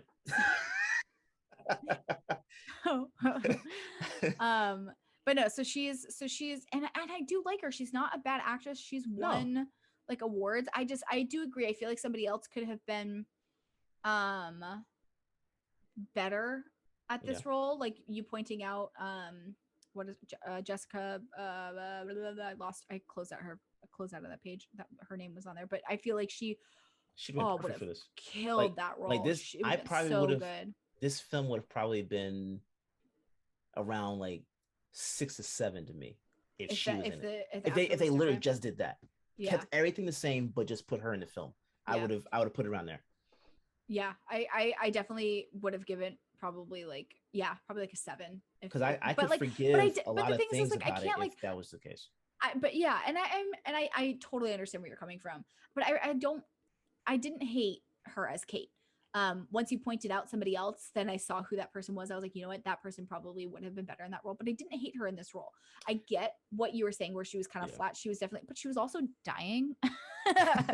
Like no, she also was like before she died, before she got but poisoned. Also like she's also like a trained assassin from a childhood. Like you can't really I was almost Black British Widow. for a second. I was almost British for a second. And Black Widow for the longest time like I loved the movie Black Widow so much because it showed us more personality and like it just showed us Black Widow better. Like it gave us Natasha. It didn't give us just like some chick, you know? Like and look, like and the I feel like amounts that we've seen her in the Marvel films, I enjoyed her. Like I mean, I've always loved her character, what she did. but I always felt that she lacked like a range of emotion. And I knew it wasn't, and I knew it wasn't because of the character. I knew it wasn't because I knew it was because she was like the one female superhero with the team, or not superhero, but one female that was with them on the team. So she was like used as like the hot girl, whatever. The girl. So that's why I loved Black Widow so much, because it gave us so much more depth to her and like her character and everything. But you know, she was also like a trained assassin for the longest time, and it took us so many movies to actually get that out of her character.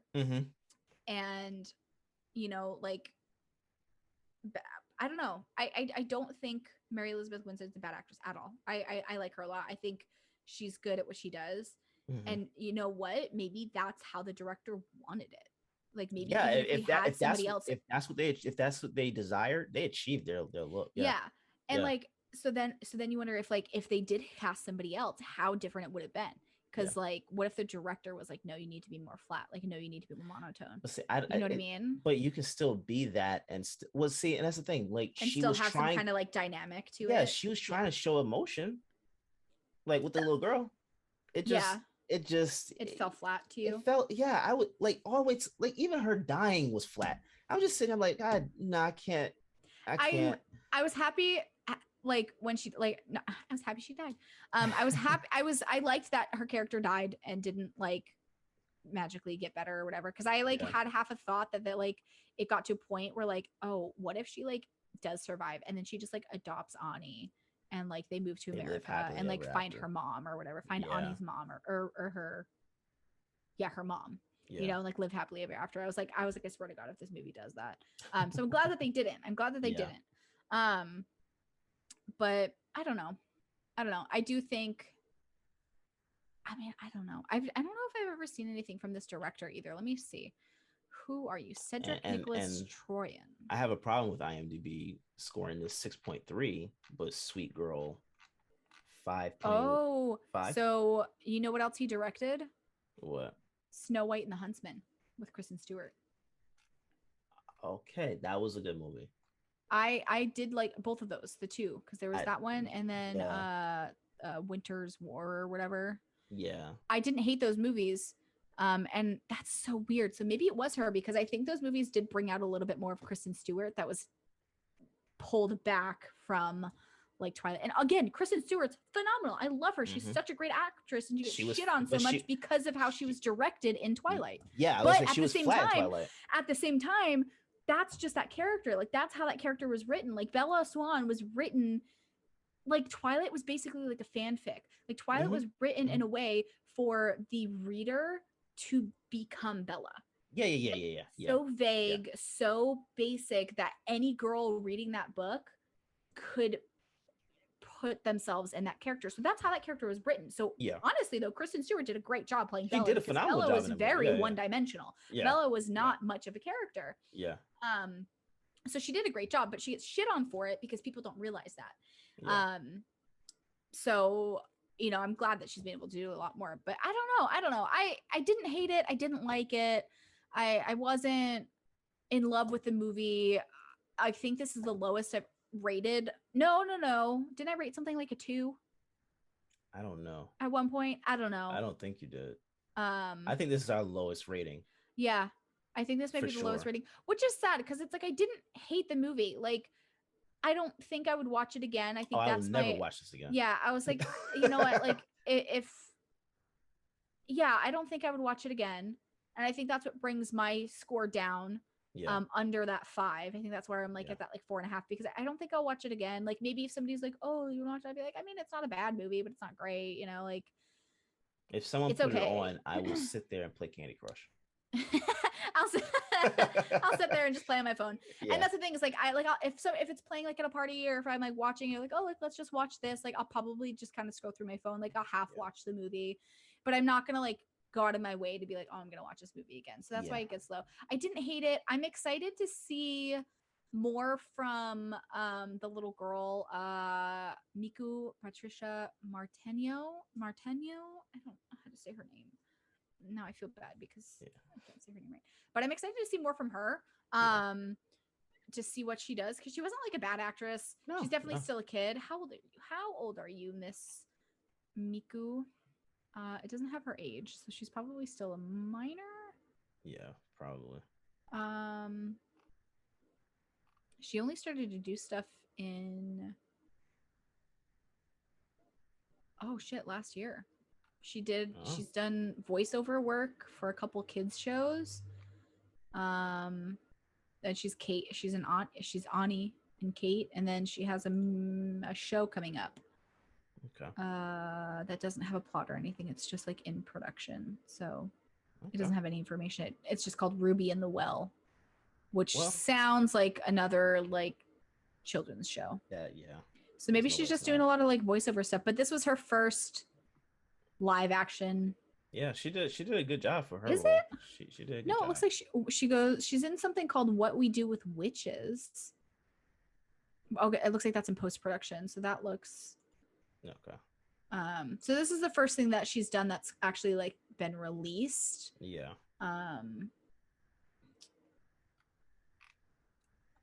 Yeah, I'm not even seeing like an option for like, because you know how like on IMDb like it'll have like a like upcoming, like it's got like things that have already been released, but then it's got a thing that's like still in production or whatever. Yeah.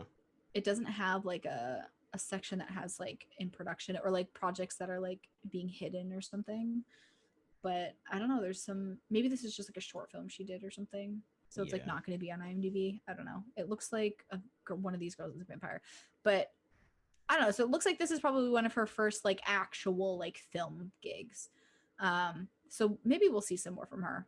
Yeah. I wouldn't be I think once this is so weird because she had braces, and I'm so not used to seeing braces on people in film. Yeah. You know? Yeah. Like unless it's like it's usually on like a boy and it's like a teenage boy like at school. You don't usually see braces. So I was kind of surprised to see that, but I don't know. We'll see. Yeah. We'll see where she goes. We'll see what things happen. I'm excited to see more from Mary as well. I think, you know, maybe this is like kind of her next step. I like her as an actress. I don't dislike her as an actress. I'm good on her. So I want to see like what else maybe she'll have coming up. Well, I'll say this: she can't be the main. Yeah, I do agree. She can't be like the main. I think as like a supporting character, like she, because that's well, I mean, she was in Scott Pilgrim versus the World as Ramona. But she wasn't the main. She wasn't the main. So it was Ramona Flowers and what's his name? I mean, she was the main in 10 Cloverfield Lane. I liked that movie. That was interesting. I gotta watch that. It's super fucking weird. I started watching it and then I that's the one that came out like right after the Super Bowl or whatever, right? Think so. It was like there was not a single thing, not a single peep about that movie until like a commercial during the Super Bowl and the trailer aired, and then it was like after the Super Bowl on whatever, and everybody was like, "Holy shit!" And then it had like, do you remember that? Yeah, I remember that being so crazy, like watching the game and this trailer coming up. Then it was like tonight after the Super Bowl on Netflix or whatever it came out on. Was it a Netflix? I don't know. Oh no, in theaters. Was that 10 Cloverfield Lane or was that something else? What the heck? I don't know. I love JJ Abrams too. So that also is a big part of it. JJ Abrams is phenomenal. Oh, he's good. Dan Trachtenberg was the director of 10 Cloverfield Lane. John Goodman was also in that. Like, good cast. Love him. So I do like maybe not as like a full lead. I mean, 10 Clover, I didn't hate it. I don't know. I'm excited to see more because I feel like I haven't seen much from her. But maybe it's just because she's been like behind the scenes. But maybe I'm also like kind of like biased because like I want to be like a badass character. So I'm like, I want that chance too. I'm not gonna write her off, but right now is not a good. You were disappointed. You were disappointed. Not a good start. This is not it. That ain't it. That ain't it. All right. So you give it like a 2. I gave it like a 4.5. Yeah. I'll stick with. It's not one of those movies that I'm gonna tell somebody that's like terrible and to not ever watch it. I'm not gonna be like, it's terrible, don't watch it, blah blah blah. It's like, I'll be like, it wasn't my cup of tea, but if you want to watch it, you can. Yeah, you know what I mean. I'm not gonna like deter people from watching it. So if you're listening and you want to watch it, like watch it. Like it's not like create your own opinion on the movie or whatever, but like, you know, like it's I'm not gonna like knock the movie because there's definitely movies that I've watched that I'm like, don't watch it, it's stupid, it's bad, blah blah blah blah blah. I would have cut this off 20 minutes in if it wasn't for the show. Really? You wouldn't have finished it? No. I would have finished it. it was I felt like this is where we're differing a little bit. Like I would have at least finished it. I would have finished the movie.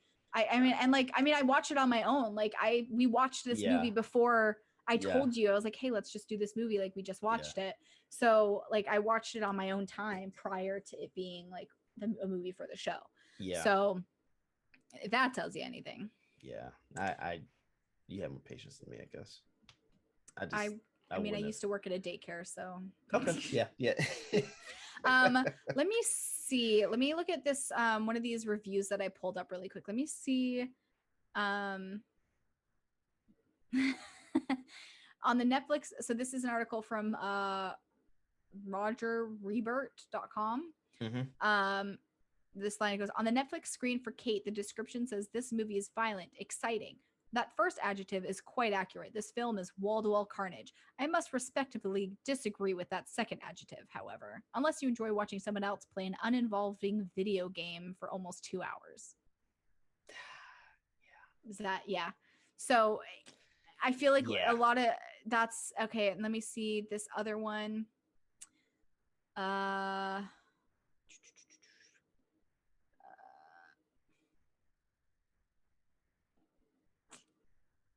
Despite this promising premise, Kate has joined recent Neil Blomkamp horror Demonic as another badly reviewed action effort, although critics are largely agreed that Winstead is not to blame.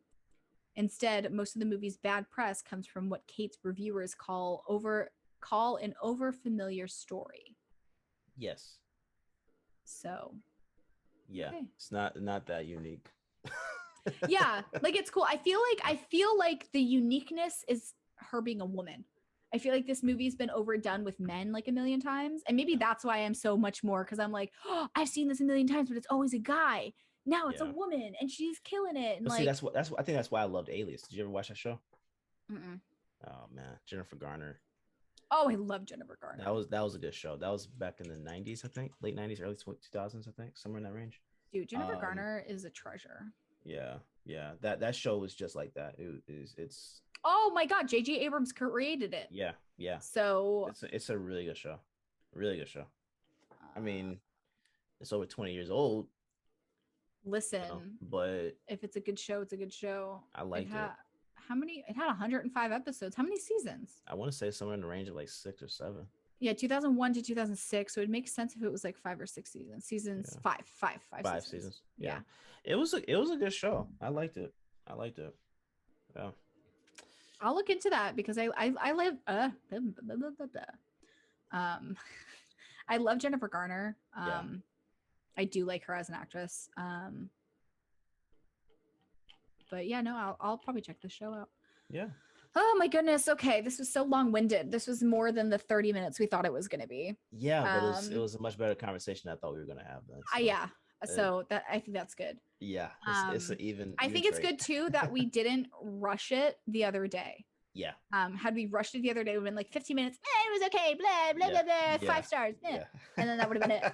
But so we actually got to talk about it a little bit. So this is good. That's why I like allotting like a good couple hours, because then we don't have to rush anything. Yep. But yeah, no, this was a good talk. Good talk about the movie. We don't know what we're gonna do for the next episode yet. Not yet. That's okay. We should know before that's the okay. weekend's over. We don't get to give you guys a sneak peek this week, and that's okay. Again, because we don't have something, let us know what you want to see us review. Let us know what you want to see on probably our personal Twitters or the OTS guys Twitter. Or, I mean, not Twitter. God, Instagram. Instagram, yeah. Because I still don't have access to the Instagram. Poop. The realish, the actual realish Instagram. Oh, yeah. Well, so I don't have access to that, and that's okay. We'll get access to it hopefully this week, and that way you guys can DM us over there, and we can be a little bit more active with you all on that account. And so you want to close everything out? Yeah, go ahead, give me your handles. I was like, forgot that we do that. So yeah, my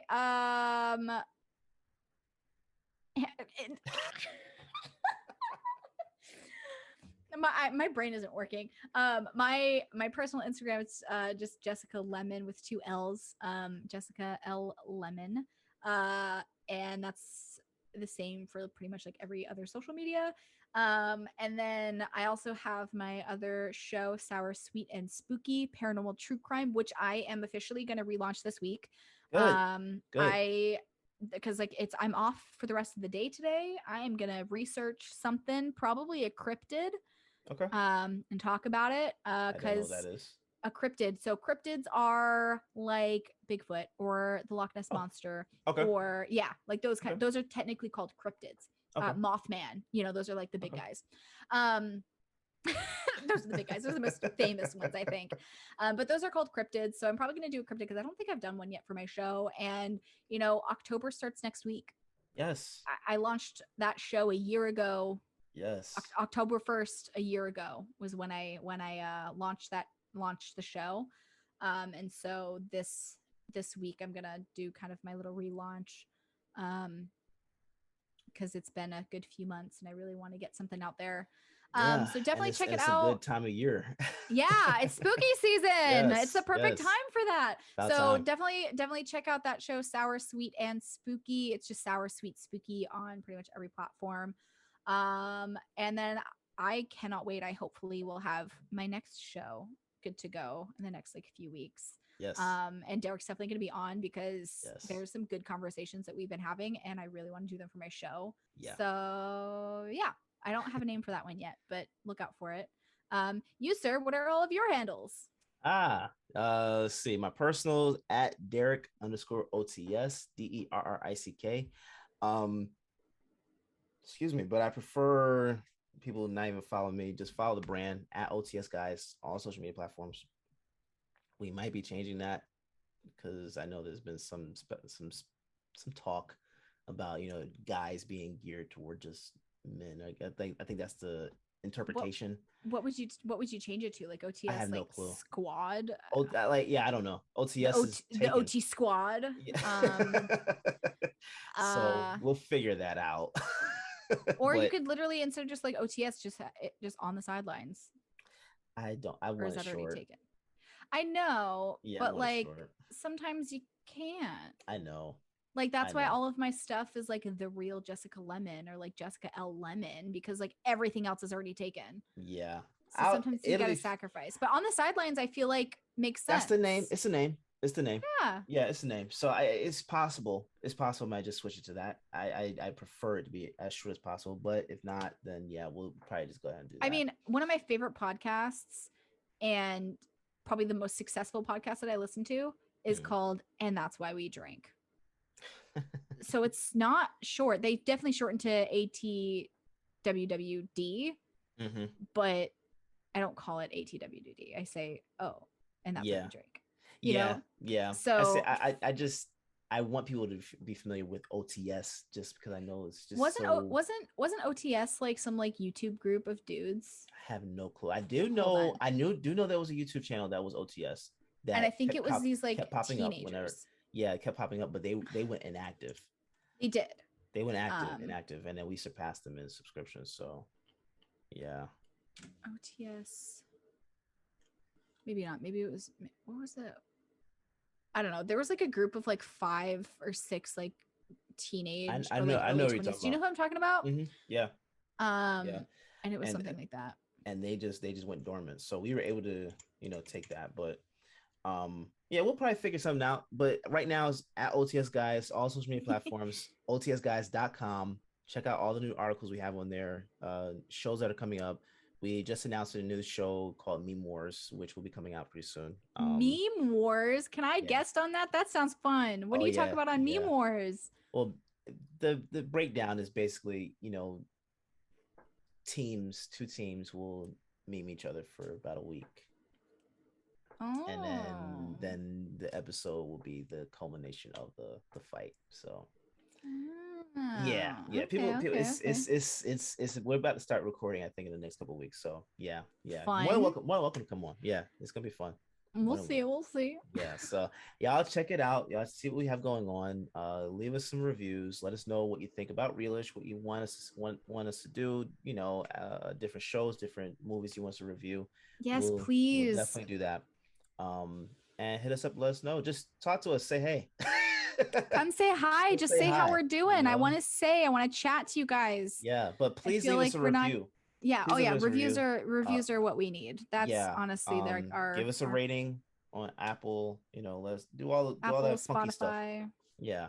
wherever And, you listen to podcasts. I'm pretty sure yeah. we're everywhere. So Oh, we're everywhere. We're everywhere. hell yeah. So yeah, anywhere you listen to us, review, comment, rate, like whatever, like please. Yes. I want to get some engagement. I want to talk to you guys. Yep. Pretty please. But yeah, we'll catch y'all next week and hope you enjoy the show. Yeah, bye guys.